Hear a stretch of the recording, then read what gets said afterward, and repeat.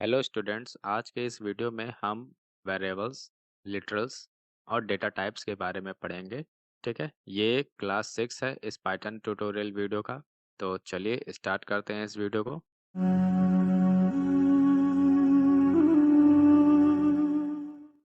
सबसे पहले हम समझते हैं वेरिएबल्स क्या होते हैं। वेरिएबल को हम एक स्टोरेज बॉक्स की तरह समझ सकते हैं जो कुछ वैल्यू को स्टोर करता है।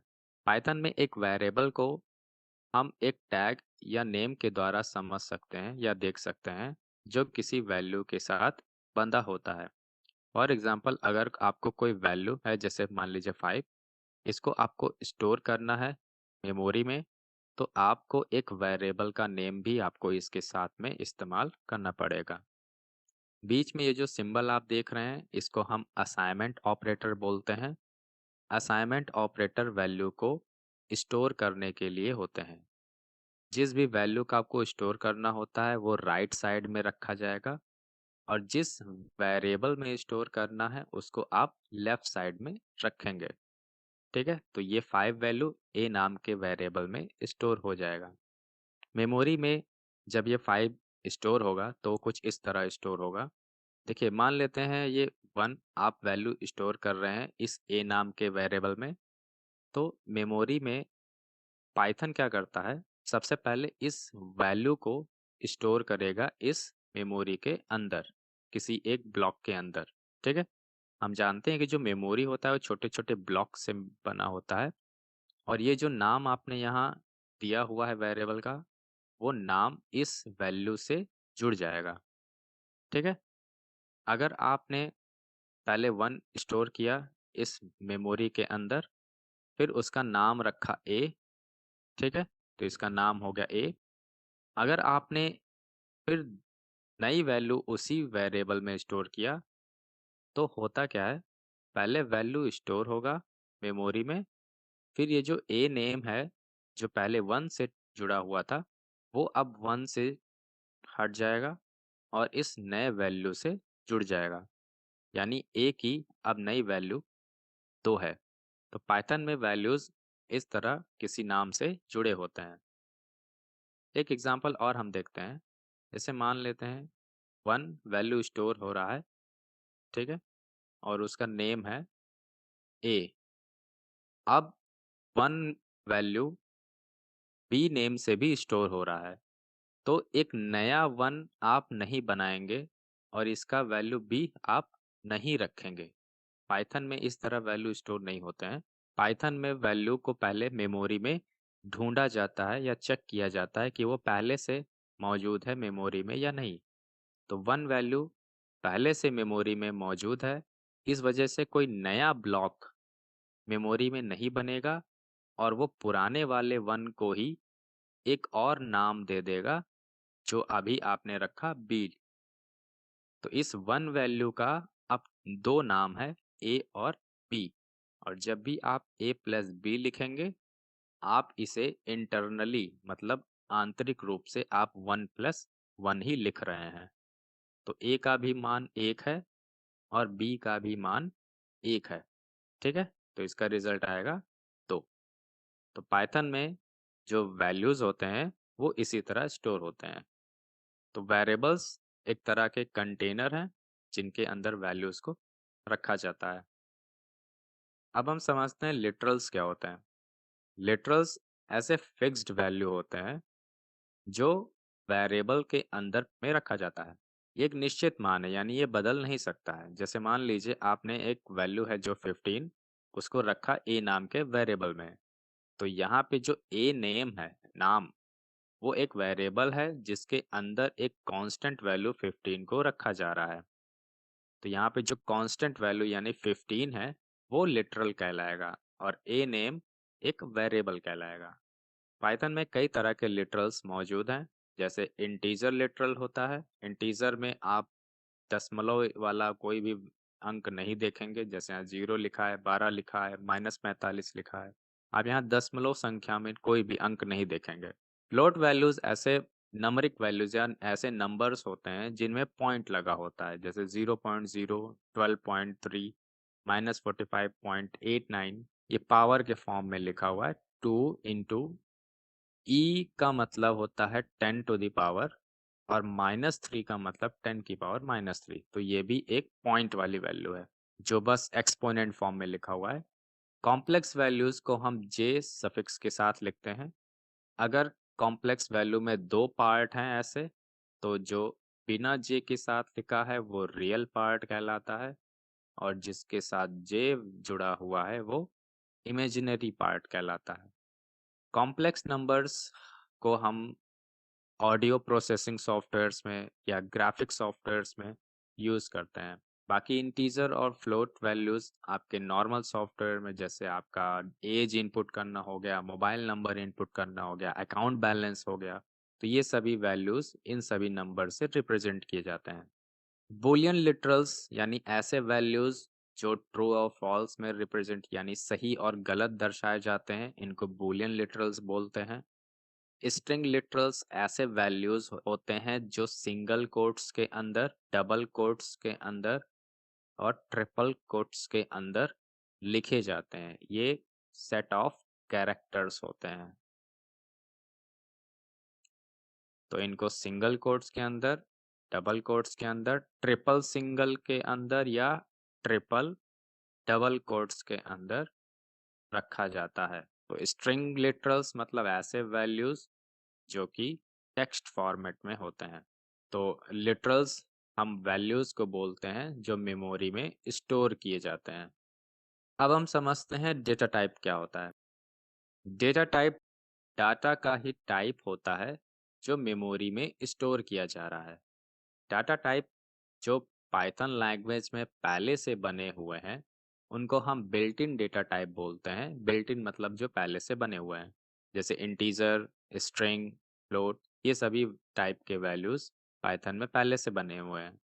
और ऐसे डेटा टाइप जिनको प्रोग्रामर अपने ज़रूरत के अनुसार बनाता है वो यूज़र डिफाइंड डेटा टाइप्स कहलाते हैं। फॉर एग्जांपल, अगर आपने किसी का एज स्टोर किया 5, तो ये जो 5 है ये है डेटा और इसका टाइप है इंटीजर। ठीक है, और इंटीजर को पाइथन में हम इंट लिखते हैं। ठीक है, अगर किसी के अकाउंट में बैलेंस है इतना, तो ये एक पॉइंट वाली वैल्यू है। तो ये नंबरिक वैल्यू है लेकिन पॉइंट वाली वैल्यू है, तो इसको हम बोलते हैं फ्लोट वैल्यू। ठीक है, अगर किसी का नेम है स्वप्निल, ठीक है, और ये है कैरेक्टर्स से बना हुआ डाटा, तो इसको हम सिंगल या डबल कोट्स या ट्रिपल कोट्स के अंदर लिखेंगे। तो ये रिप्रेजेंट करता है एक स्ट्रिंग जो कि कई सारे अक्षरों से मिलकर बना है। तो ये सभी डेटा हैं, जैसे 51304.56, ये स्वप्निल, ये सब डेटा है। और ये किस टाइप के हैं ये पता चलता है डेटा टाइप से। तो कंप्यूटर के अंदर हम तरह तरह का डेटा स्टोर कर सकते हैं, वही कहलाता है हमारा डेटा टाइप। हर डेटा को पाइथन प्रोग्राम में ऑब्जेक्ट्स भी बोलते हैं, और हर ऑब्जेक्ट का एक पहचान, एक प्रकार और एक मान होता है, यानी वैल्यू। ऑब्जेक्ट की आइडेंटिटी यानी वैल्यू की आइडेंटिटी कभी चेंज नहीं होती है एक बार बनने के बाद, और उस आइडेंटिटी को आप मेमोरी का एड्रेस भी कह सकते हैं। मतलब जो भी डेटा, जैसे 5, 16.6 या फिर स्वप्निल, ये जितने भी डेटा हैं इन सभी को हम ऑब्जेक्ट भी बोलते हैं पाइथन लैंग्वेज में। और हर ऑब्जेक्ट का एक पहचान होता है, एक टाइप होता है और एक वैल्यू। अभी आपने टाइप और वैल्यू को ध्यान से समझा। टाइप मतलब ये इंटीजर, ये फ्लोट और ये स्ट्रिंग। वैल्यू का मतलब ये है 5, ये है 16.6 और ये character S, character W, character A, character P, ऐसे कैरेक्टर्स हैं ये सब। तो ये हो गया वैल्यू। अब आइडेंटिटी क्या होता है इसको हम समझते हैं। देखिए, जब भी किसी डेटा को आप मेमोरी में स्टोर करते हैं वेरिएबल के ज़रिए, तो मेमोरी के अंदर उस वैल्यू को जो कि आप स्टोर कर रहे हैं, उस वैल्यू का एक एड्रेस भी होता है। फॉर एग्जांपल, ये जो 5 मान है, ये हम मान लेते हैं मेमोरी के अंदर 1002 नंबर के स्थान पर रखा गया है। तो ये जो 1002 है वैल्यू है या मान है, ये उस स्थान को कहते हैं, उस मेमोरी को कहते हैं जहां ये 5 रखा हुआ है। इसी 1002 को हम आईडी कहते हैं, इस वैल्यू का आईडी। ठीक है, और ये चेंज नहीं होता है अगर एक बार वैल्यू मेमोरी में स्टोर हो गया है तब। फॉर एग्जांपल, अगर b की वैल्यू हमने रखा 10.5, तो ये 10.5 भी मेमोरी के अंदर कहीं स्टोर होगा, और इस 10.5 का भी एक अलग यूनिक आईडी होगा। एक वैल्यू का आईडी यूनिक होता है। तो पाइथन में यूज किए जाने वाले सभी वैल्यूज का या ऑब्जेक्ट्स का आईडी, टाइप और वैल्यू होता है। आईडी एक बार बनने के बाद कभी भी चेंज नहीं होती है। आईडी को आप मेमोरी एड्रेस भी कह सकते हैं। Is operator compares the identity of two objects. Is operator दो ऑब्जेक्ट्स की आईडी चेक करता है, तुलना करता है कि वो बराबर है या नहीं। अगर आप किसी एक्स की आईडी चेक करना चाहते हैं या निकालना चाहते हैं या देखना चाहते हैं, तो आप उसे आईडी फंक्शन के अंदर लिखेंगे और आपको वो बताएगा कि एक्स किस एड्रेस पर रखा हुआ है। टाइप फंक्शन का यूज ये बताता है कि वो ऑब्जेक्ट किस टाइप का है। मान लेते हैं ए असाइन 5 वैल्यू मेमोरी के अंदर कहीं किसी आईडी पे रखा हुआ है। मान लेते हैं आईडी है 1002। तो अगर इस ए वैल्यू का आपको आईडी चेक करना है, तो आप आईडी फंक्शन लिखिए, वैल्यू लिख दीजिए ए। तो ये एक इंटीजर संख्या बताएगा, और वो इंटीजर वैल्यू ही उस 5 का आईडी यानी एड्रेस होगा। ये 1002 मैंने बस एग्जांपल के लिए लिखा हुआ है, ये कुछ भी हो सकता है। टाइप फंक्शन से टाइप पता चलेगा। अगर आप ए का टाइप देखना चाहते हैं, तो टाइप फंक्शन के अंदर ए लिख दीजिए। तो ये ऐसे लिख कर आएगा क्लास इंट, यानी ये इंटीजर टाइप का है। ठीक है, वैल्यू तो 5 आपको स्क्रीन पे सिर्फ ए लिखने से ही पता चल जाएगा। तो आपको टाइप पता चल रहा है, आपको वैल्यू पता चल रहा है, आपको आईडी पता चल रहा है। किस ऑब्जेक्ट का? इस 5 ऑब्जेक्ट का। ठीक है, तो एक ऑब्जेक्ट के पास 3 प्रॉपर्टीज होती हैं, आईडी, टाइप और वैल्यू। ये सभी क्वेश्चंस वाइवा में अधिकतर बच्चों से पूछा जाता है कि वेरिएबल क्या होता है, डाटा टाइप क्या होता है, स्ट्रिंग क्या होता है। तो ये बेसिक क्वेश्चंस जो पाइथन के वाइवा क्वेश्चंस के लिए भी बहुत इंपॉर्टेंट है, और आपके ऑब्जेक्टिव में तो ये क्वेश्चंस पूछे ही जाते हैं। अब हम समझते हैं बिल्ट इन डेटा टाइप्स क्या होता है। देखिए, बिल्ट इन डेटा टाइप्स मतलब पाइथन में जो पहले से बने हुए हैं, हम अभी उनको पढ़ रहे हैं। सबसे पहला टाइप है नन टाइप। इन सभी को हम पढ़ेंगे आराम से, धीरे धीरे, डिटेल में, बाकी के वीडियोस में। अभी के लिए बस एक इंट्रोडक्शन मैं बताऊंगा इन सभी चीज़ों का, कि ये हैं क्या और किस लिए आप इनका इस्तेमाल करेंगे।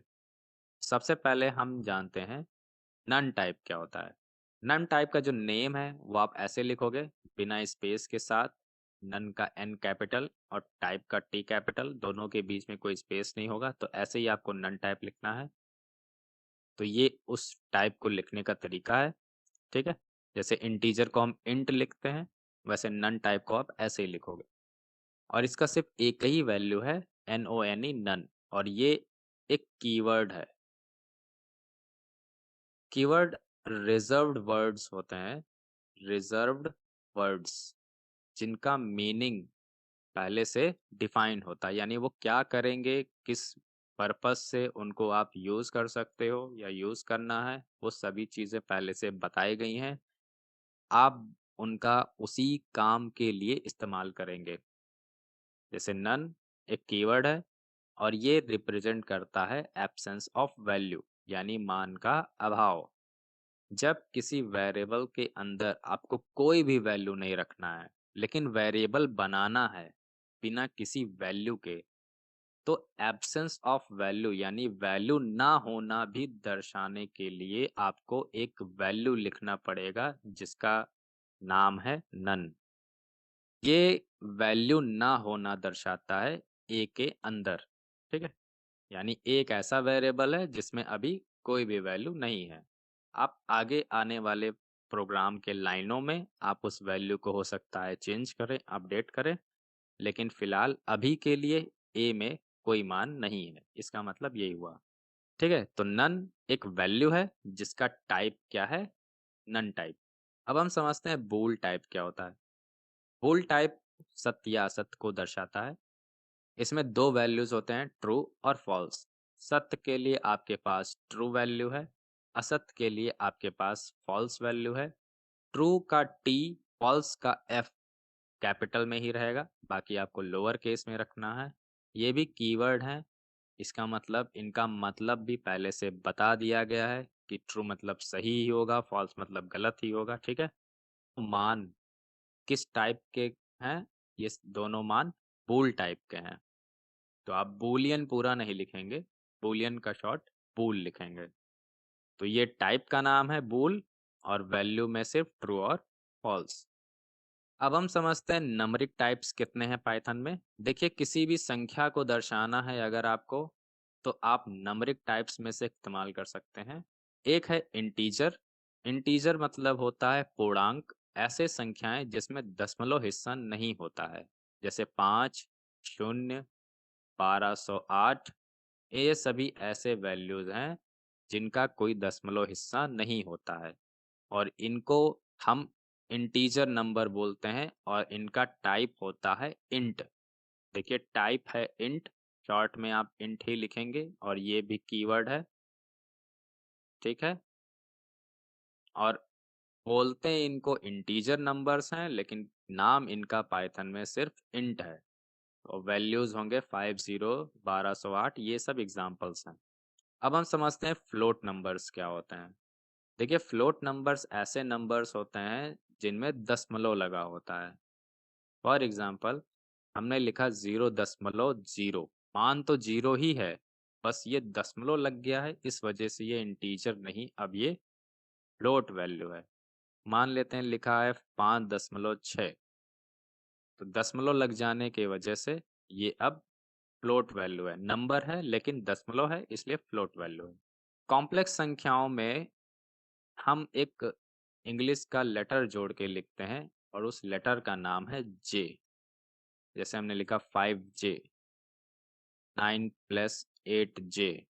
तो ऐसी संख्याएं जिसमें एक हिस्सा रियल पार्ट कहलाता है और दूसरा हिस्सा इमेजिनरी पार्ट कहलाता है, कॉम्प्लेक्स नंबर्स कहलाते हैं। कॉम्प्लेक्स नंबर्स में अगर रियल पार्ट नहीं लिखा है तो बाय डिफॉल्ट उसको जीरो मानते हैं। इमेजिनरी पार्ट तो कंपलसरी है लिखना, तो इमेजिनरी यानी जे वाला हिस्सा आपका लिखा होना कंपलसरी है। कहाँ पे यूज करोगे आप इसे, जैसे इंटीजर नंबर्स तो आपने मान लीजिए किसी का उम्र लिखने में लिख दिया। फ्लोट नंबर मान लेते हैं आपने किसी के अकाउंट का बैलेंस लिखने के लिए इस्तेमाल कर लिया। तो कॉम्प्लेक्स नंबर आप कब इस्तेमाल करोगे? देखिए, कॉम्प्लेक्स नंबर हम तब इस्तेमाल करते हैं जब आप कोई ऐसा काम कर रहे हैं, जैसे ग्राफिकल काम, जैसे ग्राफिक्स सॉफ्टवेयर डिजाइन कर रहे हैं जिसमें एनिमेशंस और ट्रांजिशंस ज़्यादा देने होते हैं, या आप कोई 3D डायग्राम बना रहे हैं, या आप कोई ऑडियो प्रोसेसिंग सॉफ्टवेयर या वीडियो प्रोसेसिंग सॉफ्टवेयर बना रहे हैं। तो वहाँ पे कॉम्प्लेक्स नंबर्स का बहुत ही इम्पोर्टेंट रोल होता है। बाकी छोटे-मोटे सॉफ्टवेयर्स में इनका कोई ख़ास उपयोग नहीं है, लेकिन जब यहाँ ग्राफ़िक्स की बात आती है या ऑडियो वीडियो प्रोसेसिंग की बात आती है, तो वहाँ कॉम्प्लेक्स नंबर्स का यूज़ बहुत होता है। तो उम्मीद है आपको इन तीनों नंबरिक संख्याओं में डिफ़रेंस क्लियर हो गया होगा। अब हम आगे बढ़ते हैं। टाइप है हमारा sequence type. Sequence type group of data को रिप्रेज़ेंट करते हैं, मतलब ऐसा डेटा जो एक ग्रुप में रखा हो। ठीक है, मान लेते हैं आपको ढेर सारे वेरिएबल्स बना के वैल्यू स्टोर करना है, तो आप उनको ऐसे लिखेंगे, ए बराबर 1, बी बराबर 2, सी बराबर 3। ऐसे आपको अगर 1000 मान रखने हैं तो आप 1000 वेरिएबल्स बनाओगे, जो कि बहुत ही ज़्यादा कॉम्प्लेक्स और दिक्कत वाली बात हो जाएगी। तो ऐसे अलग अलग वेरिएबल्स ना बनाकर हम एक ही वेरिएबल बना सकते हैं जिसमें हम हजारों मान स्टोर कर सकते हैं। बस आपको ऐसे कॉमा लगा-लगा के लिखना है, या आप ऐसे लिख सकते हैं 3, 2, 4, 5।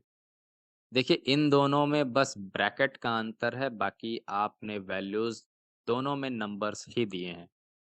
तो ये जो ब्रैकेट वाला डाटा है उसको हम लिस्ट बोलते हैं, और ये जो पैरेंथेसिस वाला डाटा है, इस ब्रैकेट को हम पैरेंथेसिस बोलते हैं, पैरेंथेसिस, और इस ब्रैकेट को हम ब्रैकेट ही बोलते हैं। तो पैरेंथेसिस वाला जो डाटा होता है उसको हम टपल कहते हैं, ब्रैकेट वाला जो डाटा है उसको हम लिस्ट बोलते हैं। स्ट्रिंग में सेट ऑफ कैरेक्टर्स यानी कि ढेर सारे अक्षर होते हैं, ठीक है। ये हो गया हमारा स्ट्रिंग। इसमें भी ढेर सारे मान हैं, इसमें भी ढेर सारे मान हैं, इसमें भी ढेर सारे मान हैं, यानी ढेर सारे मान मतलब ग्रुप ऑफ डेटा। तो ऐसे टाइप्स को हम सीक्वेंस टाइप बोलते हैं जिसमें एक से अधिक मान रखा जा सकता है। अंतर क्या है लिस्ट और टपल में, जबकि दोनों में हम नंबर्स रख पा रहे हैं? देखिए, जब आपको ऐसे नंबर्स का ग्रुप चाहिए जिसमें चेंजिंग ना किया जा सके, एक बार मान रख दो तो फिक्स हो जाए। जैसे हमने यहाँ बी वाले में 4 मान रख दिया, तो अब ये 4 से 3 नहीं होगा, ना 4 से 6 होगा, ना 5 होगा। तो ये बदलाव आप बी वाले में नहीं कर सकते हैं, तो ऐसा टाइप कहलाता है टपल, जो अपरिवर्तनीय होता है। और लिस्ट के वैल्यूज़ में आप बदलाव कर सकते हैं। अभी 4 मान हैं, आप 6, 5, 10 कर सकते हैं, 4 है तो घटा भी सकते हैं। तो ऐसे डेटा टाइप को हम बोलते हैं लिस्ट, जो परिवर्तनीय होता है।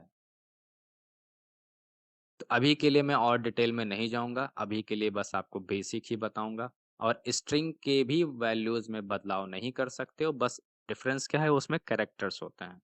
आगे बढ़ते हैं हम। अगला है बाइनरी टाइप्स, मतलब जब आपको ऐसा डाटा रखना है कंप्यूटर के अंदर जो बाइनरी रूप में हो, तो आप बाइट्स या बाइट्स एरे का यूज कर सकते हैं।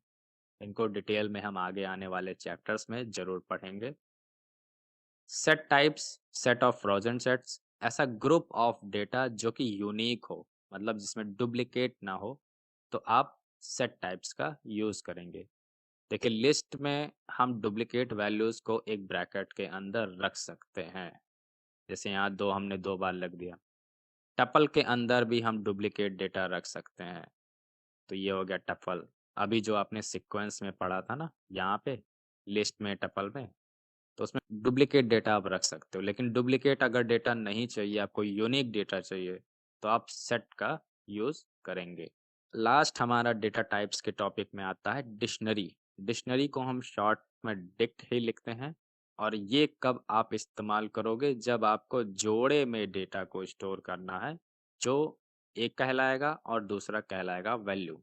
जैसे मान लेते हैं हम यूजर का नेम स्टोर करना है, तो आप ऐसे स्टोर कर सकते हैं।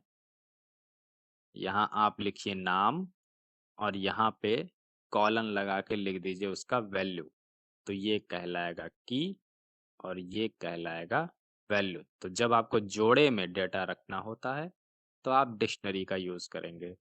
जब आपको यूनिक वैल्यूज चाहिए, तो आप सेट या फ्रोजन सेट का यूज कर सकते हैं। जब आपको बाइनरी में डेटा रखना है, तो आप बाइट्स का यूज करिए। जब आपको ढेर सारे वैल्यू रखना है एक ही समूह में, तब आप लिस्ट या टपल यूज करिए। जब आपको सिंगल वैल्यू स्टोर करना है नंबर्स के, तब आप इंटीजर, फ्लोट या कॉम्प्लेक्स को यूज करिए। जब आपको ट्रू फॉल्स स्टोर करना है, तब आपको बूलियन टाइप का वैल्यू यूज करना है। जब आपको कोई वैल्यू ही नहीं रखना है, तो आप नन का यूज कर सकते हैं। ठीक है, तो आज के इस वीडियो में आपने सबसे पहले वेरिएबल्स को पढ़ा है। वेरिएबल्स ऐसे कंटेनर होते हैं जो वैल्यूज को रखते हैं, और जिन वैल्यूज को रखते हैं उनको हम बोलते हैं लिटरल्स, ठीक है। और हर लिटरल किसी न किसी टाइप का होता है जिसको हम बोलते हैं डेटा टाइप। तो आज के वीडियो में बस इतना ही। आने वाले वीडियोस में हम बाकी के टॉपिक को भी जरूर कवर करेंगे। तब तक के लिए धन्यवाद।